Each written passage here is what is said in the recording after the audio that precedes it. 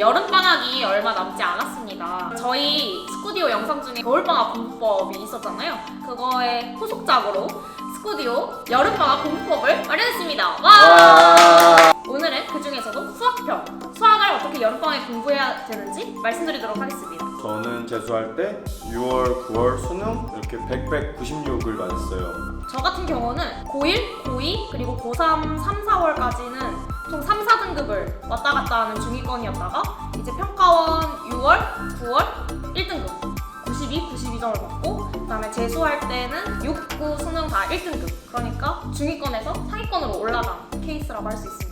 사실 이제 본격적으로 여름방학이 끝나면 이제 뭐 구평이니 뭐 자기소개서니 그러니 해서 그 과목들을 다 잡을 시간이 없어요. 그래서 여름방학이 진짜 수능 공부의 중요한 분기점이라고 할 수 있는데 수학을 공부하는 게 상당히 중요하다고 생각해요. 저 같은 경우에는 이제 3, 4등급에서 단기간에 1등급으로 올렸잖아요. 많은 학생들이 수학을 사실 되게 어렵고 점수 올리기 어려운 과목이라고 생각을 하시는데 저는 실제로 단기간에 성적 상승을 이루어냈기 때문에 단언할 수는 없지만 수학이라는 게 사실은 성적 올리기 굉장히 수월한 과목이다라고 이야기를 해주고 싶거든요. 성적이 좀 낮은 중하위권 학생들이 여름방학에 수학을 투자를 하면 단기간에 충분히 성적을 올릴 수 있거든요. 그렇기 때문에 여러분들이 여름방학 때 수학 공부에 대한 습관을 기르는 게 굉장히 중요하다고 할 수 있습니다.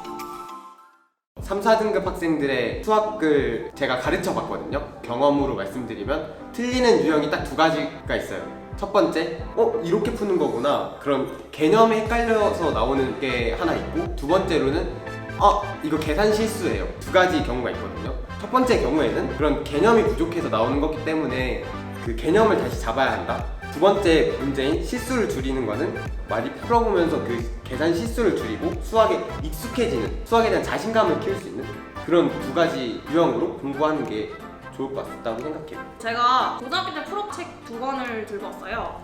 이제 고3이 되면 많이들 기출문제집이나 EBS 푸시잖아요. 그래서 기출문제로 이렇게 연습을 하다 보면 분명히 내가 틀리는 문제가 있을 거란 말이에요. 그래서 뭐 예를 들어서 문제를 풀었는데 내가 어떤 문제를 틀렸어. 어떤 문제를 틀리면 그 문제에 나와 있는 기본 개념이 있을 거 아니에요. 그래서 저는 그 기본 개념을 찾아서 개념원리 같은 이런 개념서들 있잖아요. 개념서들에서 어떤 개념을 틀렸는지를 먼저 찾아봤어요. 뭐 예를 들어서 로그의 뜻에서 로그의 정의 문제를 틀렸다. 그러면 이 로그의 정의 부분을 상세하게 읽어봅니다. 상세하게 읽어보고 여기 뒤에 보면 로그의 정의와 관련된 필수 예제 문제가 있단 말이에요. 그래서 필수 예제를 다 풀어봤어요. 이렇게 풀었는데도 풀이도 잘 모르겠고 좀 감이 안 온다. 좀 감이 안 오면 개념서에 더 나아가서 이걸 좀 응용한 문제가 좀 많은 이런 개념원리 RPM 같은 문제집 있죠. RPM 같은 문제집을 사서 여기도 이제 마찬가지로 있단 말이에요. 뭐 여기 로그의 정의 이렇게 개념이 그러면 이제 여기 로그의 정의와 관련된 문제가 이 8문제를 다 풀어보는 식으로 문제를 풀었습니다. 그리고 그 틀린 문제는 계속 오답을 하고 그 다음에 계속 볼 때마다 틀릴 때마다 이제 개념서에서 개념을 찾아보는 식으로 해서 이제 개념을 탄탄하게 하는 그런 공부를 했습니다. 이제 중위권 분들의 가장 큰 문제는 그 중요한 순간에 개념들이 많이 흔들린다는 거예요. 쉽게 갈 수 있는 길도 어렵게 가고 잘못된 길로 빠지기도 하고 근데 그럴 때일수록 진짜 기초적인 개념서는 보통 본격적으로 수능을 공부하면서는 잘 안 보게 되잖아요. 근데 그러면 안 된다고 생각해요. 급할수록 돌아가라는 말이 있듯이 개념에 입각해서 차근차근 푸는 연습을 해야지만이 여러분의 수학적 사고력을 키울 수 있고 그게 중위권 학생분들이 상위권으로 가는 중요한 디딤돌이 되어줄 거예요.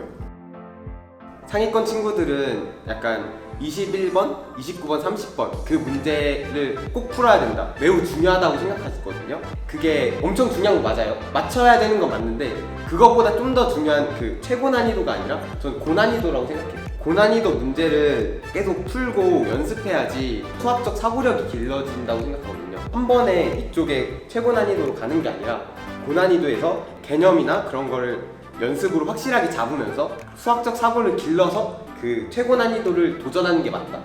상위권 분들이 걱정하시는 건 딱 두 가지예요. 계산 실수 그리고 21번 30분 문제. 그러면 계산 실수는 어떻게 극복하려고 하냐 하면 연습량으로 극복을 하려고 해요.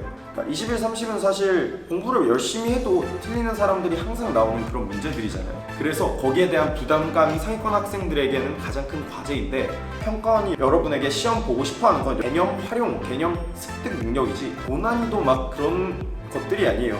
그래서 연습량에 몰두하게 되고 21, 30에 너무 자신이 거기에만 매달리면 정작 중요한 개념에서부터 멀어진다고 생각해요.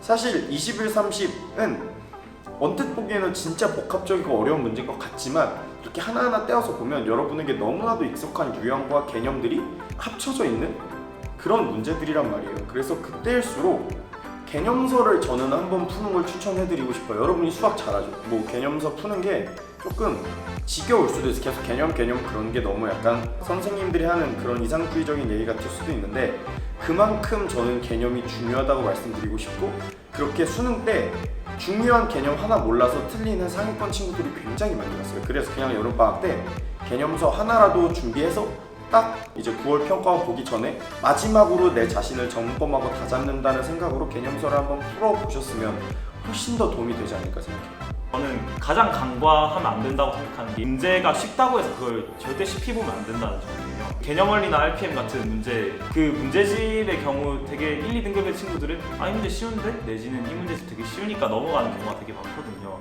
근데 그 문제들을 저는 학원 수업할 때도 그랬고, 쉬운 문제라고 해서 한 가지 방법으로 풀었다고 하면은 그 방법 말고 다른 방법으로 풀어봐라고도 얘기를 많이 하거든요. 아무리 쉬운 문제라 할지라도 그 문제 자체를 2가지, 3가지, 4가지 방법으로 풀어보는 거는 되게 연습이 많이 된다고 생각을 해요. 어떤 문제를 딱 접했을 때 이게 어려워 보인다 하면 사람이 일단 패닉부터 오거든요. 그래서 그 길을 알고 실제로는 자기가 풀 수 있는 문제임에도 불구하고 못 푸는 경우가 되게 많단 말이에요. 근데 그때 어떤 한 문제를 다양한 방법으로 푸는 연습을 한다면은 어려운 문제가 나왔을 때 이게 뭐지? 라고 막막함이 있다기보다는 이런 방법으로 풀어볼까? 저런 방법으로 풀어볼까? 이렇게 다양한 접근으로 시도를 할 수 있어서 풀 수 있는 확률이 굉장히 올라간다는 점. 그래서 문제집을 풀 때도 그렇게 다양한 시도를 하면서 풀면은 되게 수학 실력이 올라가는 것 같았어요. 저는 다른 과목들보다 수학이 사실은 훨씬 점수 올리기 쉬운 그런 과목이라고 생각을 합니다. 때문에 여러분 이번 여름방학 때 너무 겁먹들어서 막 다른 엄청 상위권 문제를 풀려고 하지 마시고 처음부터 다시 한다라는 생각으로 개념부터 차근차근 열심히 공부를 하셔서 이번 수능 때 정말 21번, 30번까지 다 맞추는 최상위권 학생이 되기를 진심으로 기원합니다.